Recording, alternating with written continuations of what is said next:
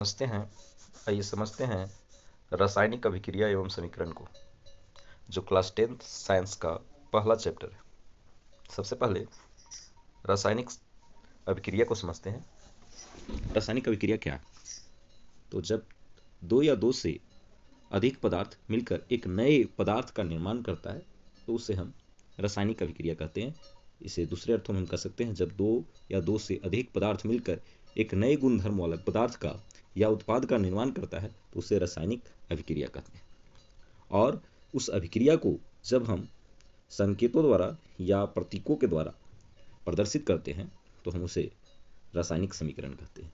जैसा कि यहाँ पर दिखाया गया है, लिखा गया है, किसी रासायनिक अभिक्रिया को अभिकारकों एवं उत्पादों के प्रतीकों और रासायनिक सूत्रों का प्रयोग करके प्रदर्शित करना ही रासायनिक समीकरण कहलाता।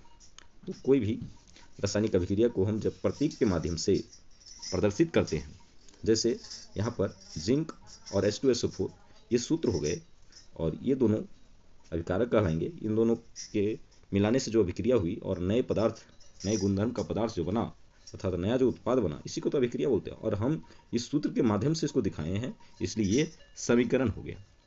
हम किसी भी रासायनिक अभिक्रिया को जो प्रतीक के माध्यम से दिखाते हैं तो ये रासायनिक समीकरण कहलाता है। प्रतीक अर्थात संकेत। हम इस रासायनिक समीकरण को शब्द के द्वारा भी दिखा सकते हैं। जैसे हम इसको लिख दें, जिंक को सल्फ्यूरिक अम्ल के साथ मिलाने पर परिणाम स्वरूप जिंक सल्फेट और हाइड्रोजन का निर्माण होता है। ये पूरे समीकरण को अगर मैं शब्दों में व्याख्यान कर दूं तो ये कहलाएगा समीकरण, परंतु यहाँ पर ये सूत्र का प्रयोग करके बताए हैं तो ये सूत्र समीकरण या कह सकते हैं रासायनिक समीकरण है, जो संकेतों के माध्यम से दर्शाया गया। अब बात करते हैं अभिकारक क्या है। तो अभिकारक ऐसे पदार्थ होते हैं जो रासायनिक अभिक्रिया में भाग लेते हैं। तो रासायनिक अभिक्रिया में जो जो पदार्थ भाग लेते हैं उसे अभिकारक कहते हैं। जैसे यहाँ पर एक अभिक्रिया है, उसमें जिंक और H2SO4 भाग लिए हैं और इन दोनों के भाग लेने से यहाँ पर दो पदार्थ बने हैं, जिंक सल्फेट और हाइड्रोजन। तो ये उत्पाद है। तो अभिक्रिया में भाग लेने वाले पदार्थ अभिकारक कहलाते हैं और अभिक्रिया के पश्चात यानी अभिक्रिया पूर्ण होने के बाद जो निर्माण होता है उसे उत्पाद कहते हैं। अर्थात ये उत्पाद है और ये अभिकारक है, जैसा कि दिखाया भी गया है। अब किसी भी रासायनिक समीकरण को संतुलित करना होता है, क्योंकि ये द्रव्यमान संरक्षण का नियम कहता है कि अभिक्रिया के पश्चात और अभिक्रिया के पहले जो अभिकारकों का योग होगा वो अभिक्रिया के बाद भी होगा।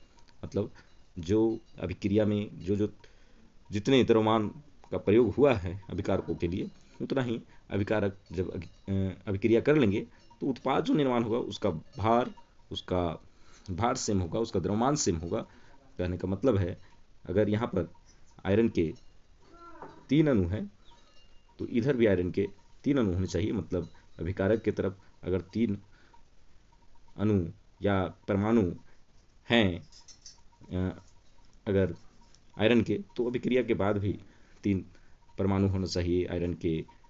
ऑक्सीजन के अगर इधर 4 हैं तो इधर भी ऑक्सीजन के 4 होने चाहिए। तो ये संतुलित कहलाता है। संतुलित रासायनिक समीकरण वैसा समीकरण है जिसमें विभिन्न तत्वों के परमाणु की संख्या अभिकारक और उत्पाद दोनों पक्ष में समान होता है। मतलब अभिकारक की तरफ और उत्पाद की तरफ दोनों तरफ परमाणुओं की संख्या बराबर होती है।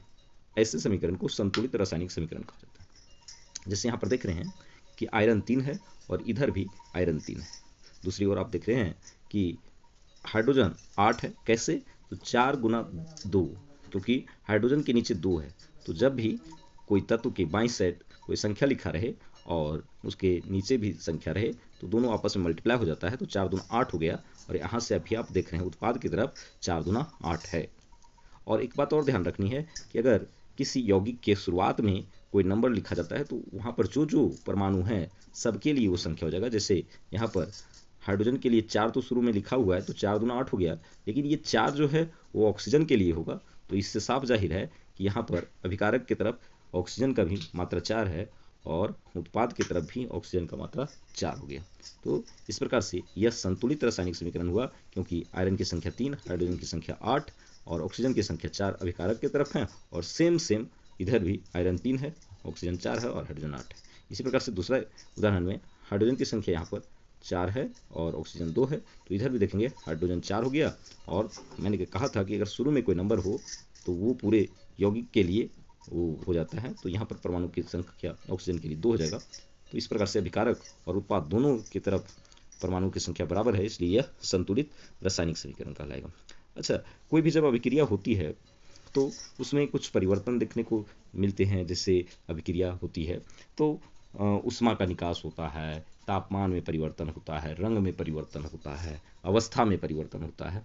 तो ये अभिक्रिया होने की पहचान है कि जब भी कोई अभिक्रिया होगी तो कुछ ना कुछ परिवर्तन होगा, या तो तापमान में, या रंग में, या तो गैस का निकास होगा, या तो अवस्था का परिवर्तन होगा।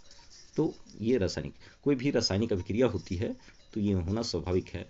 रासायनिक अभिक्रिया जब हो गई तो हम उसे कह सकते हैं कि रासायनिक परिवर्तन हो गया।